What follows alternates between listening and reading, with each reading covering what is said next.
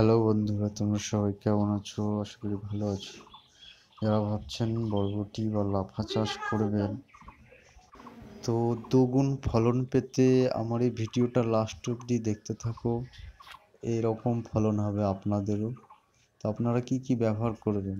আপনারা নাইট্রোজেন সার কম দেবেন গাছে।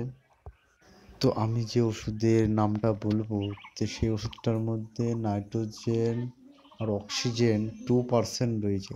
বৃষ্টির জল পড়লে যেরকম গাছের গ্রোথ হয় সেরকম ওষুধটার কাজ। আপনারা যদি ওষুধটা ব্যবহার করেন তো দেখতেই পারবেন বা বুঝতে পারবেন। তো ভিডিওটা ভালো লাগলে সাবস্ক্রাইবার করবেন। আর একটা ফুল আপনাদের নষ্ট হবে না, যে ফুলটা ফুটবে সেই ফুলটায় জালি থেকে যাবে। তো ওষুধটা দেবেন পার 1 লিটার জলে, পার 1 লিটার জলে 5 ml করে, 2 ml করে আপনারা দিতে পারেন। তো গাছের গ্রোথ এবং সবুজ থাকবেন, গাছ হলুদ হবে না। তো তোমরা দেখতে পাচ্ছ এই গাছের চেহারা কেমন। তো যে কটা ফুল ফুটবে সে কটায় জালি থাকবে।